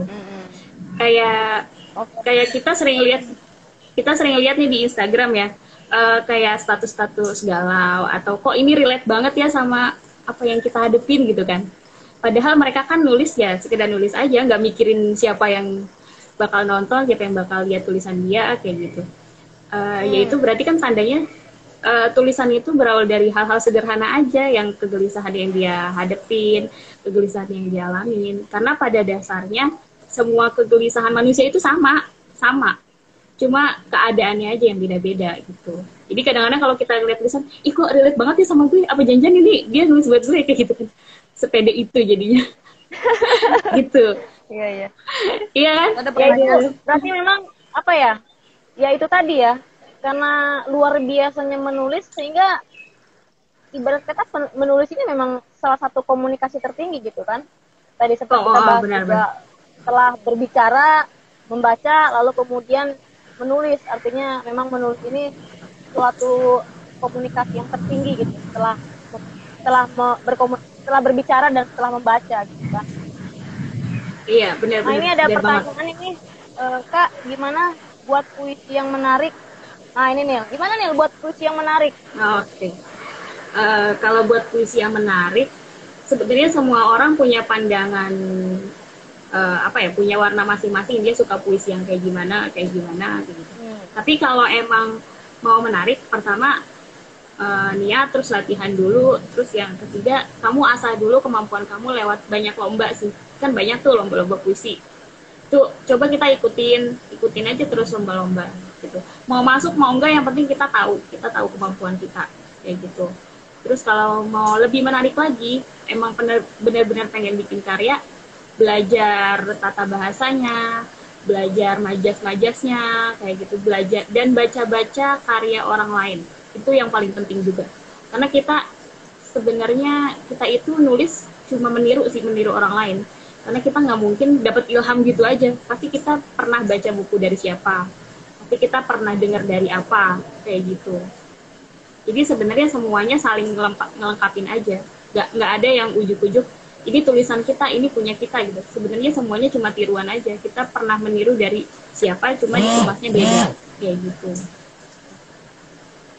Nah ini juga ada siapa nih, Isal Pramudia Ananatur pernah bilang dalam tetraloginya, menulis adalah bekerja untuk keabadian. Tidak ada sejarah tanpa tulisan. Bener banget. Kak Faisal. Bahkan kalau kita berbicara sejarah ya, mungkin Oh, pernah ada buku gitu kan, ada sebuah buku yang menarik gitu dengan judul tema penghancuran buku-buku. Jadi saking oh, dulunya itu banyak yang takut gitu daripada buku itu kan hasil tulisan ya yang berisi tentang pengetahuan, tentang kritikan dan berbagai macam hal lainnya gitu yang dituangkan dalam sebuah tulisan, sampai ada suatu buku yang berjudul tentang penghancuran sebuah buku. Dan penghancuran sebuah buku ini oh, memang berisi tentang sejarah-sejarah bagaimana mereka-mereka ini menghancurkan buku-buku, menghancurkan perpustakaan karena saking takutnya itu tadi, saking takutnya masyarakat membaca buku dari sebuah tulisan-tulisan yang memang dinilai berbahaya, bermacam kritik atau tulisan-tulisan yang ya tajam lah gitu kan. Saking luar oh, biasanya tulisan gitu kan yang dibuat dalam sebuah buku, sehingga dulu itu banyak yang takut gitu, dan sampai pada akhirnya banyak buku-buku yang dihancurkan, banyak perpustakaan yang dihancurkan seperti itu. Makanya saking luar biasanya ya iya, menulis ini gitu. Ketika menulis kita tuangkan dalam sebuah dalam sebuah tulisan yang dibaca banyak orang atau dari sebuah karya buku gitu kan. Ini bisa menjadi di satu sisi mungkin kalau sifatnya agak kritik mungkin bisa dikatakan tulisan yang cukup berbahaya gitu buat kalangan tertentu. Tapi oh, kalau memang sifatnya juga apa namanya mengedukasi segala macam, ini juga bisa berfungsi juga buat orang lain yang membacanya mungkin ya. Jadi iya, iya, iya, saking menulis itu punya banyak manfaat gitu yang tadi Nilai bilang juga ya, selain dari proses healing gitu kan, tapi juga berbagai macam manfaat yang bisa dituangkan dalam sebuah yang namanya itu menulis gitu kan. Ini juga nah, siapa nih? uh, nah menurut gua penulis yang baik adalah pembaca yang baik. Nah ini tadi sempat kita bahas juga iya, ya, benar, jadi benar, ah, agak sedikit uh, langka gitu ketika orang menulis tanpa pernah membaca gitu. ngebaca, Biasanya memang seorang penulis yang baik, bagus, itu pasti seorang pembaca yang ulet gitu kan, pembaca yang baik ini. Ini dari Isal. Ini juga ada dari Irfan. Ini juga saya Bang kenal Irfan. beliau tadi ya, Bang Irfan ya, Bang Irfan, Bang Ipang dia dipanggil. Dia bilang menulis ada cara mencetak dan mempublis apa yang menjadi pikiran dan hati. Pada dasarnya menulis ada iya cara yang benar. paling jujur tanpa ada intervensi lidah. Bagaimana cara menulis yang jujur tanpa menyakiti orang lain? Nah ini, bagaimana nih? Hmm, Cara menulis gimana? jujur tanpa menyakiti orang lain. Menulis yang jujur tanpa menyakiti orang lain. Ya, Eh, karena mungkin ada menulis yang memang untuk sindiran atau apa gitu. oh gitu. Mungkin tata bahasanya aja kali, lebih main ke bahasanya aja. Gitu. Jadi kalau misalnya kita, ya ibaratnya kalau misalnya puisi kita mau kritik pemerintah dengan bahasa yang sarkas gitu kan, mungkin kita lebih main main apa majas kayak gitu. Hmm? Jadi sebenarnya itu permainan bahasanya aja, lebih diperhatiin lagi di situ Halutkan ya. gitu. Lebih dihalusin apa ya, kalau misalnya ini kan ada hiperbola, terus ada yang lebih Oh. dihalusin lagi gitu. Majas Gitu. personifikasi atau apa gitu kan. Iya, jadi lebih lebih dihalus tapi sebenarnya nusuk gitu. Jadi gimana? Iya, iya. Jadi memang bagaimana cara menulis yang jujur tanpa menyakiti ya, mungkin tadi yang narasumber kita bilang mungkin pola bahasanya mungkin ya yang agak dirubah Iya, dengan menggunakan, bisa uh-uh. menggunakan majas gitu kan, tanpa Iya, harus secara gamblang gitu dalam sebuah tulisan. Misalkan dari sebuah nama gitu, mm-mm. namanya kita ubah jadi nama orang lain gitu kan. Iya benar. Uh-uh. Ada Karena emang lagi ada mungkin yang beberapa bahasa ya. Ya itu karena emang ada beberapa bahasa yang emang kadang disensor kan, nggak boleh bener-bener frontal kita tulis kayak gitu. Kalau misalnya udah bener-bener di share itu lebih hati-hati sih. Apalagi di zaman sosmed sekarang kan gampang banget ya orang apa namanya menilai gitu kan. Dan sudut pandangnya pasti beda-beda gitu. Nanti kalau misalnya menurut mereka nggak sesuai sama kita, itu bakal jadi masalah juga. Tapi ya yang penting jangan takut juga sih, jangan jangan takut apa ngungkapin apa yang pengen kita ungkapin, tapi kita harus tahu konsekuensinya juga gitu. Kalau kita nulis ini nanti bakal kayak gimana, kalau kita nulis ini nantinya kayak apa kayak gitu. sebenarnya kalau dalam dunia kepenulisan itu ada etika dalam menulis nggak sih Nil? Kita nggak boleh misalkan apa gitu langsung mencantumkan nama orang atau apa gitu. Ada etikanya nggak sih dalam menulis itu? Ada etika sebenarnya, ada etika dalam manusia itu. Kalau misalnya kita mau frontal, ya lebih baik main majas aja kayak gitu. Tapi untuk sebagian, karena zaman dulu kayak buku-buku Pram, terus puisi-puisinya Rendra, itu pun sempat banyak ancaman ketika dia bacain puisi yang kritik pemerintah banget kayak gitu. Itu sempat kayak ada teror atau mau ditangkep kayak gitu. Jadi menulis itu bisa jadi senjata juga sih. Bisa jadi senjata yang punya dua sisi gitu.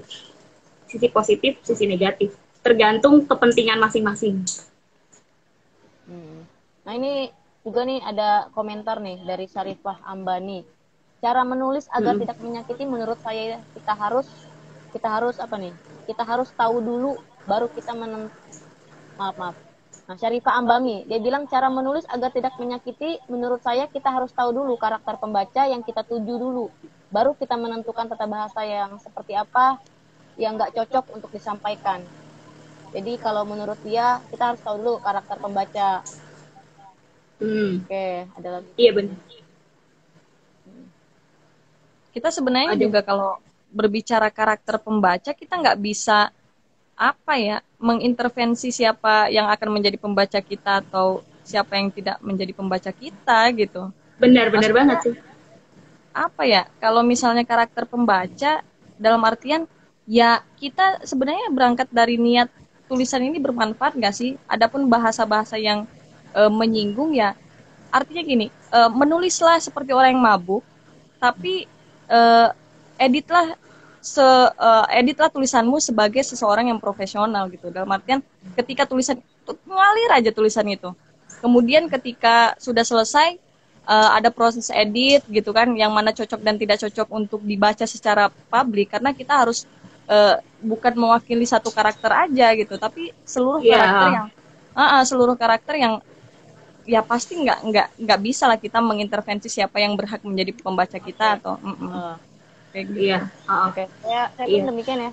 Agak sepakat juga dengan apa yang disampaikan Nila sama Faiko. Kita juga nggak bisa melihat siapa pembaca kita, karena ya kalau kita menulis ya siapapun pasti bisa membaca tulisan kita gitu kan, dan kita nggak bisa pungkiri gitu, karena ingat kita sudah berada di dunia teknologi cukup canggih, jadi semua orang bisa mengakses gitu. Dari bentuk tulisan apapun yang kita tulis, pasti tentu orang siapapun dari kalangan manapun tanpa bermaksud apapun pasti dia membaca itu gitu kan. Tapi lagi-lagi ya itu tadi, apakah memang menulis itu ada etika yang harus kita taati ataukah tidak gitu. Mungkin dari tata bahasa atau tata kalimat gitu. Mungkin ada tata bahasa yang perlu kita jaga, misalkan kalimat-kalimat yang kasar mungkin ya Nil ya, mungkin ya seperti itu mungkin yang kita jaga ya. Kasar dan ya karena ya gimana Nil? Ya benar banget. Lanjut aja dulu tak. Oke.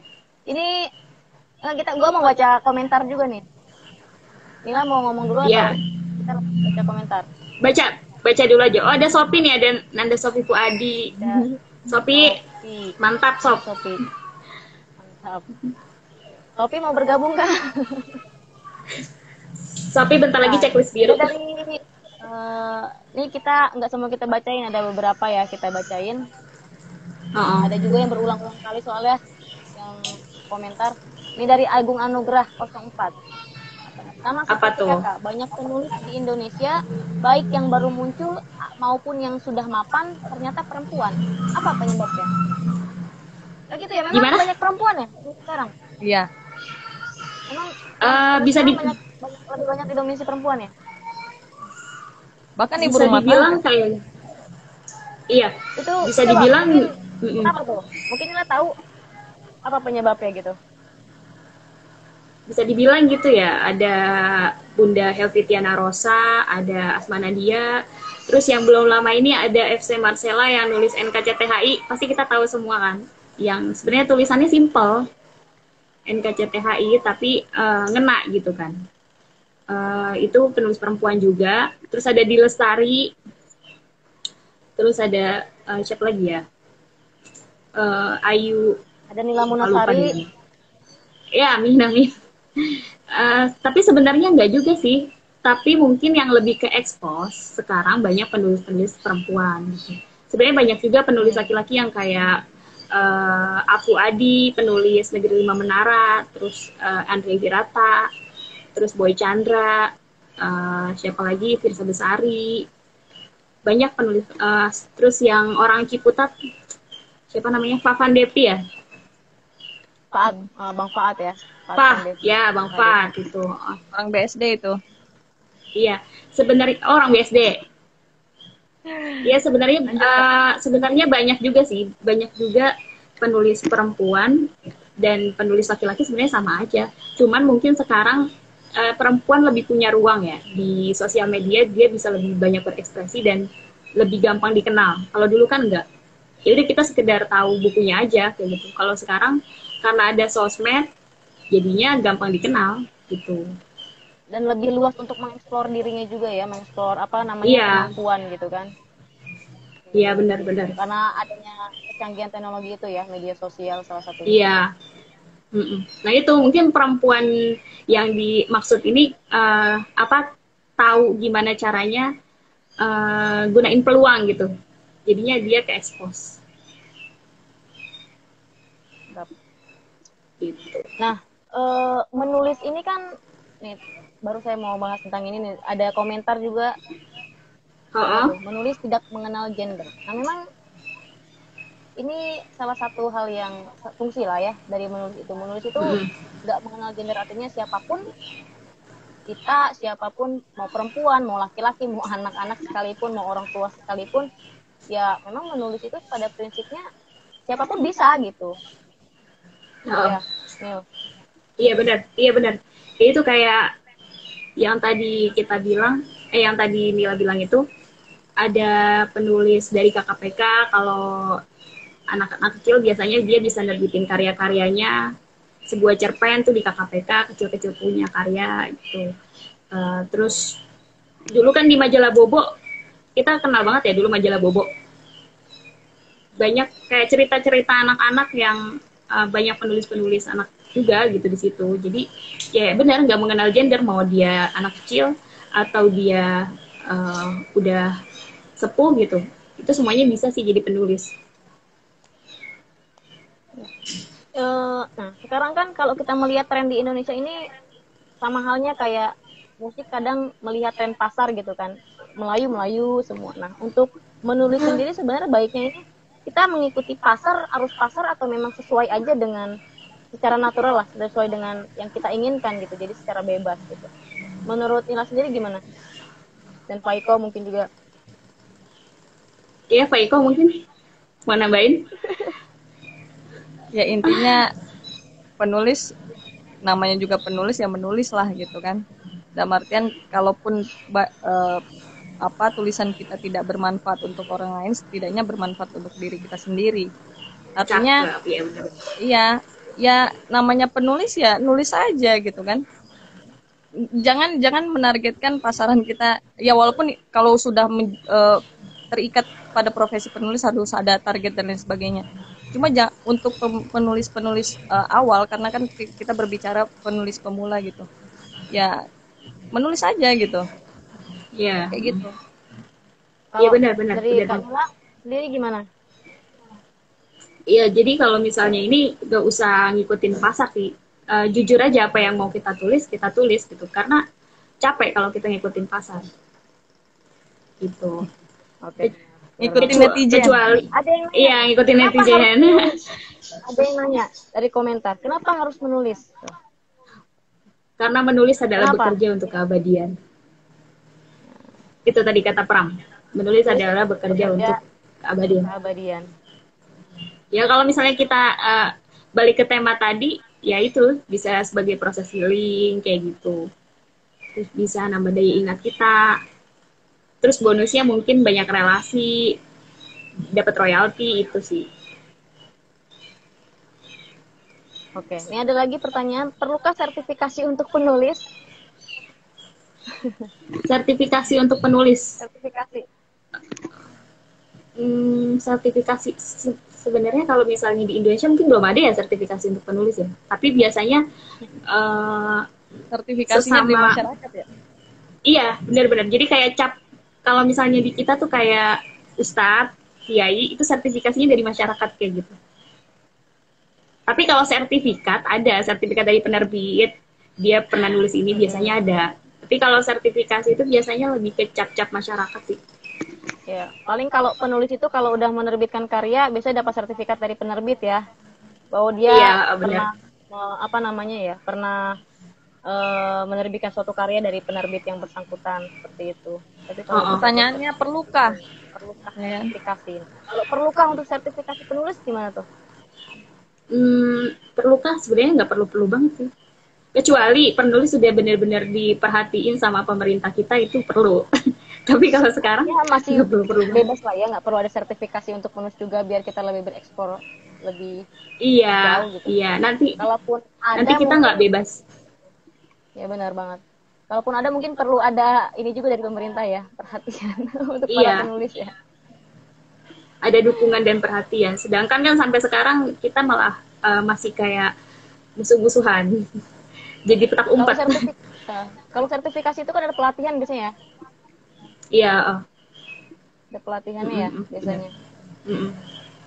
Iya.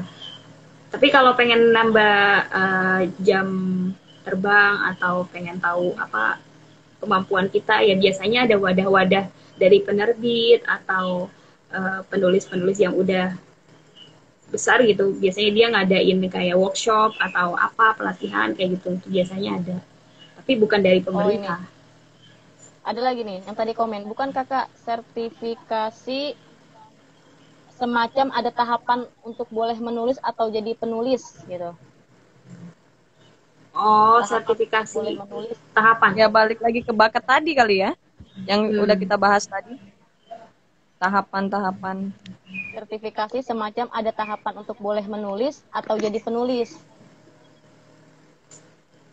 Jadi mungkin cap gitu, dia boleh jadi penulis gitu. Kapan dia bisa disebut sebagai penulis gitu? Nah, Pantaskah ya mungkin gitu kan? kayak gitu gitu. Ketika dia iya. menghasilkan satu karya atau hanya segelintir karya, pantaskah dia disebut penulis gitu kali ya? Oh, ya itu sih ketika dia udah menghasilkan suatu karya dan bisa dieksplor dan diekspos gitu. Udah dianggap menjadi penulis mungkin ya. Udah dianggap jadi penulis sih.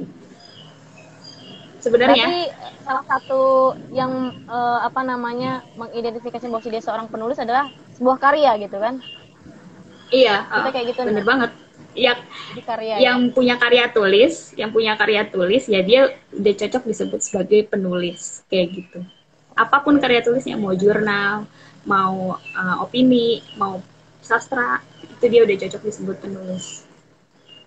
Nah nih, ada lagi pertanyaan. Bagaimana cara menulis? Mengeluarkan ide yang ada dalam pikiran itu sulit, apalagi penulis agar orang lain paham maksud kita. Nah, bagaimana siasat atau metode untuk menangani hal tersebut? Cara menulis supaya orang lain paham maksud kita. Jujur dengan apa yang pengen kita tulis, itu yang paling penting.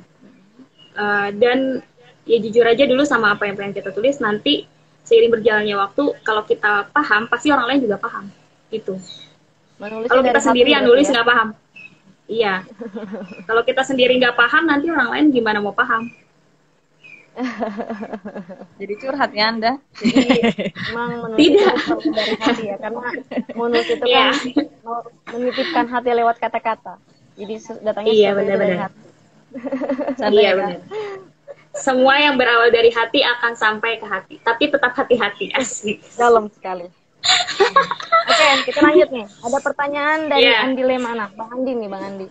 Kakak ingin sekali menuangkan gagasan dan realita di atas kertas, tapi susah memulai. Kira-kira memulainya mesti gimana? Adakah tips-tipsnya? Nah, mungkin bisa dijawab nih. Buletin dulu niatnya. Jadi kalau emang kita mau nulis,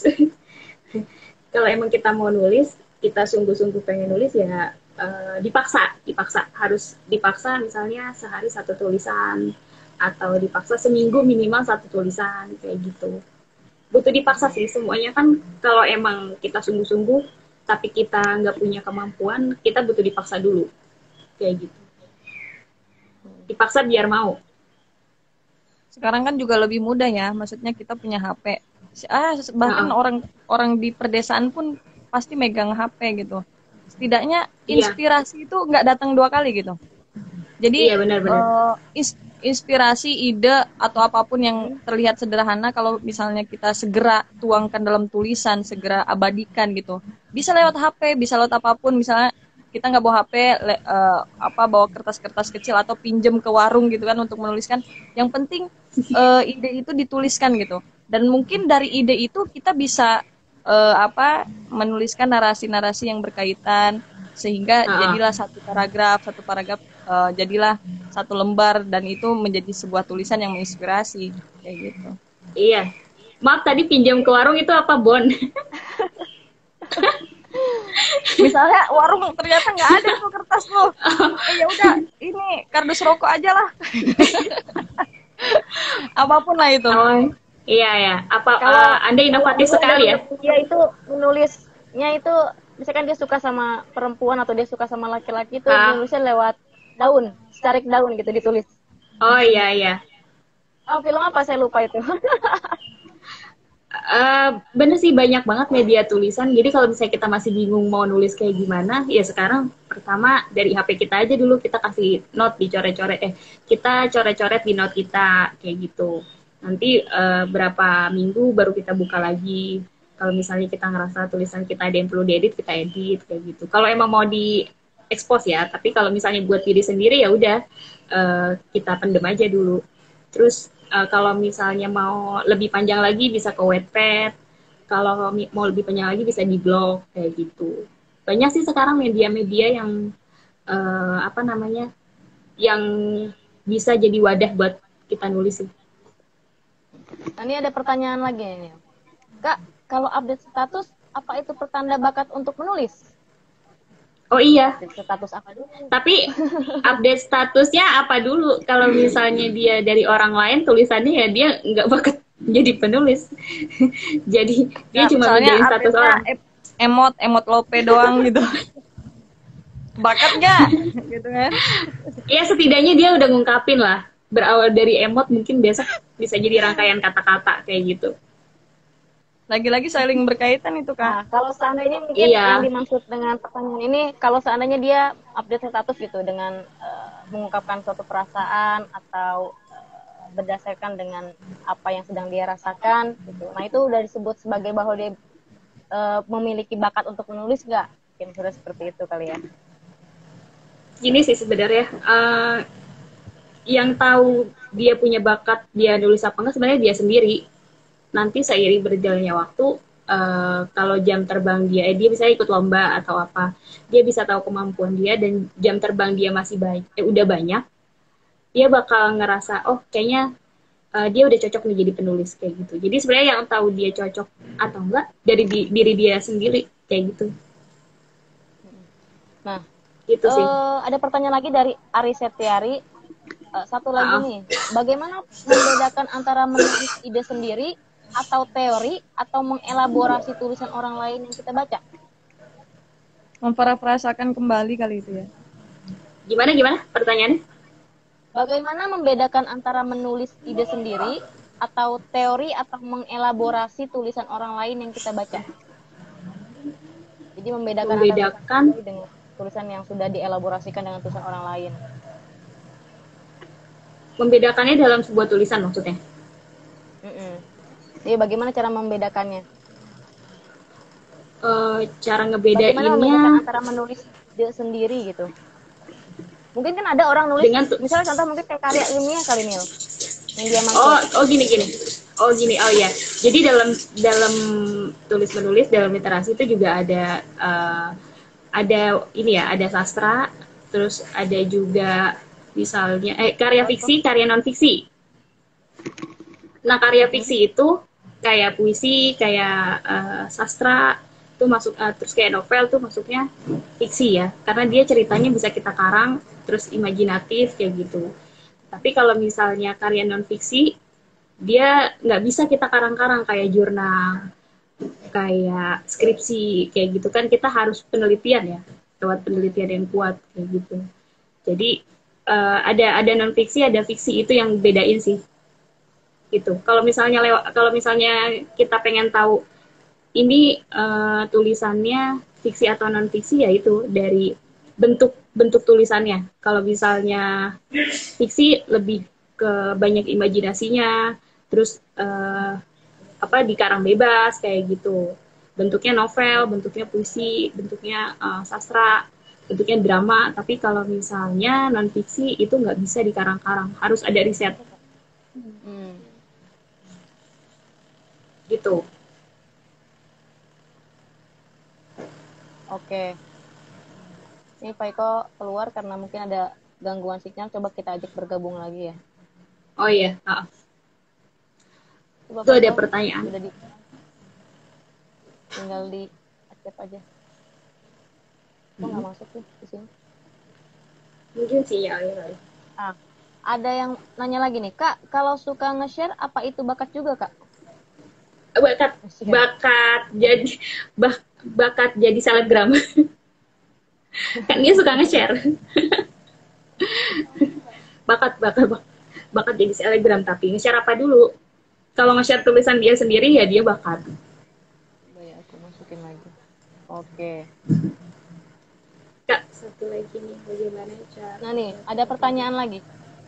Kakak, satu lagi nih, bagaimana cara berlaku adil di antara dua pilihan agar terjadi harmonisasi dalam kehidupan? Maksudnya, Maksudnya gimana?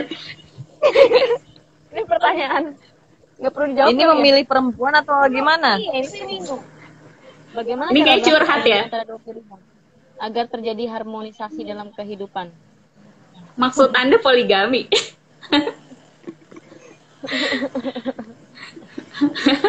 Jadi gimana? Coba kita langsung siaran aja, kita langsung undang aja kali orangnya.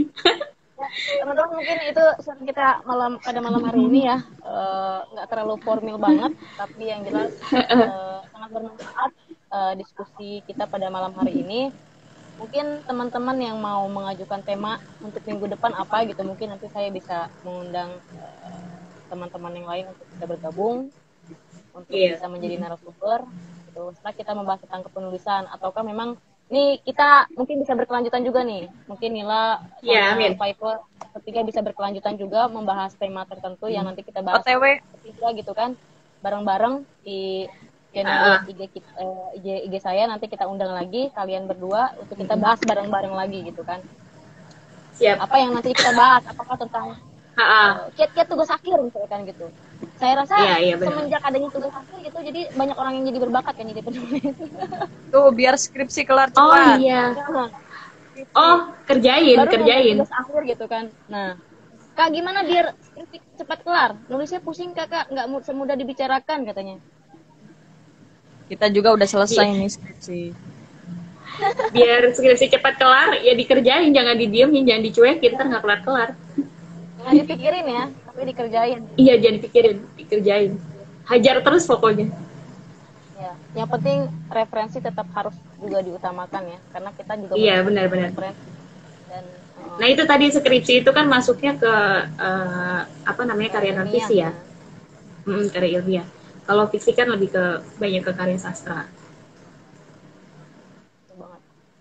Oke, guys, mungkin teman-teman ada yang mau kita bahas the next minggu depan? Kita setiap minggu. Boleh lah, setiap minggu kan. Mungkin kita bertiga lagi muncul, atau mungkin dengan narasumber lain nanti kita undang gitu. Proyek narasumbernya. Ini sebenarnya gue permulaan sih untuk untuk berbagi lah, share gitu kan. Tadi tentang kepenulisan, yang ternyata banyak gitu kan, banyak yang respon dan banyak juga yang tertarik gitu dengan tema yang kita bahas gitu kan, dari pertanyaan-pertanyaan yang itu juga. Makanya mungkin nanti kita bisa membahas tema yang lain juga, entah berkenaan dengan apapun, nanti kita coba share lah ke teman-teman gitu, seminggu beberapa hari lah sebelum kita mengadakan live langsung. Makanya sebenarnya gue mau share juga terkait dengan pamflet gitu, cuman memang gue nggak sempat terkendala waktu, makanya pamflet gue nggak sempat share juga ya Nil ya. Tapi alhamdulillah teman-teman responnya luar biasa bagus ya malam hari ini. Walaupun memang kita niatnya untuk sharing aja, nggak formal banget. Gue ngadain live IG ini. Ya semoga Iya. bermanfaat apa yang tadi Semoga kita bahas bermanfaat. bersama-sama, dan terima kasih banyak Semoga juga buat bermanfaat. Nila udah menjadi narasumber. Iya, makasih banyak semua. Makasih Kanila. Makasih juga buat Pak Iko Makasih. yang sudah menemani saya Apaan ini? Gak jelas ini tiba-tiba datang. untuk meramaikan apa namanya diskusi kita gitu kan pada malam hari ini. Ah, Tuh Untuk hari pertanyaan- apa aja tuh katanya acaranya, takut Nah, ketinggalan katanya. Hari apa aja, mungkin setiap malam Senin ya. Hari Minggu malam Senin setiap pukul 8.00. iya. Ya mungkin nanti kita bakal sharing santai lagi yang dalam bahasa hukum. Ada Oh, yang iya. minta ini. Tema lanjutan menormalkan Wah, boleh nih. tulisan ke dalam bahasa. Waduh. Wah, Katari nih. Katari ahlinya. Ah. Iya. Nanti Berat, tema yang berat, berbeda berat. lah mungkin yang kita angkat ya. Tulisan kan sudah Iya. gitu. Tapi teman-teman yang mau bertanya lebih mau bertanya lebih lanjut. Itu pertanyaan nggak penting tuh yang terakhir tuh. Mohon maaf, Pak Iko tuh ngapain ya? Sofi nanti kita ajak bergabung juga mungkin ya. Biar jadi Iya, iya, bener. perempuan gitu. Bisa Iya. sharing bareng gitu kan. Tiap Bener-bener, malam Sofi ntar Senin, ikutan. Buku tuh. Oh. Nah, Nah, ini kan Sofi juga seorang guru ya. Dia merasakan Iya, dampak iya, nah. langsung dari pandemi gitu kan. Bagaimana kiat-kiat Banget mengajar pastinya. secara online gitu kan. Nah, Apakah Cocok. mudah Nah. untuk memberikan Cocok. materi kepada siswa gitu di tengah kondisi pandemi, di tengah pembelajaran secara online gitu, pasti nggak mudah. Pasti Sofi punya kiat-kiat Iya, iya. kan? bagaimana mengajar Nah. bahasa Arab di Indonesia gitu kan? oke, bener banget. Nanti Ya, Sofi mungkin ini nanti ya, kita kita angkat ajak. beberapa tema lain yang menarik yang buat teman-teman bisa menjadi suatu inspirasi, motivasi dan lain-lain. Iya. Buat Nila, semoga karyanya nambah lagi, nambah terus dan terus meningkat. Amin, amin. Pak Iko juga semoga karyanya segera terbit agar nanti kita juga bisa berbagi lebih banyak, sharing bareng ke teman-teman semua. Ya, semoga kita semua tetap terus konsisten dan produktif lah di dalam penulisan Amin. gitu. Kita nggak cuma pengen berbagi secara ucapan gitu kepada teman-teman secara sharing, tapi juga kita ingin membuktikan bahwa kita semua juga bisa produktif gitu untuk menulis. Karena menulis Iya, itu walaupun siapa- di tengah pandemi. Bener. Betul. Menulis itu siapapun bisa gitu. Menulis itu bukan karena bakat, Bisa, tapi semua bisa bisa. menulis selama ada kemauan dan selama ada kerja keras untuk mau berupaya memperbaiki diri dalam menulis gitu kan. Dan satu lagi, Iya. jangan lupa membaca. Karena Iya, menulis membaca. itu mustahil gitu, membaca. Membaca Iya. kehidupan, ya kan? Bacalah, Ikro. Iya, ikro. Oke. Pak Iko ngapain? Ya, Pak Iko. Oh, tadi ada yang nanya, Pak Iko ngapain? Pak Iko megangin kabel. Kata Sob. saya pertanyaan terakhir nggak penting, nggak? Udah kita skip aja. Ikro tuh ngapain baca Jadi, buku? Ada pertanyaan dari Sophie.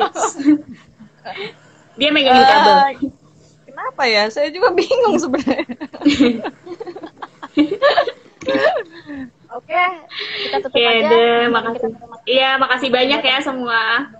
Ingat, catat Iya. setiap hari Minggu malam Senin pukul 20.00 saya live IG bersama teman-teman, entah itu ditemani sama saudara Lina Musari atau saudara Faiko atau dengan narasumber lain. Kita tunggu aja dengan Iya. tema-tema berikutnya. Siap. Lebih menarik. Dan pastinya lebih Iya. bermanfaat buat Amin. teman-teman. Benar banget. Semoga teman-teman dimanapun berada selalu diberikan kesehatan dan selalu dilancarkan segala aktivitas. Oke. Amin. Amin. Sekian. Jangan lupa bahagia. Oke.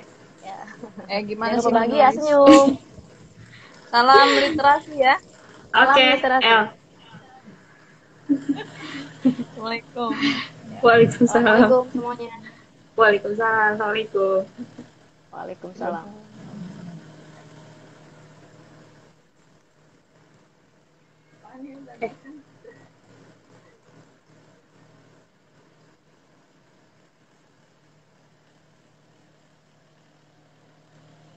Oke. Oke. Terima kasih. Iya, sama-sama. Makasih. Interest banget ya hari ini. Ternyata banyak yang nyimak dan senang Respon banget. ya? Jadi kita jadi semangat. Iya. Mudah-mudahan next lebih banyak lagi dan biar kita makin semangat lagi semua. Oke. Oke, assalamualaikum semuanya. Makasih banyak. Sampai ketemu. Oke. Siap. Iko. Kalau siatan. Iya, siap.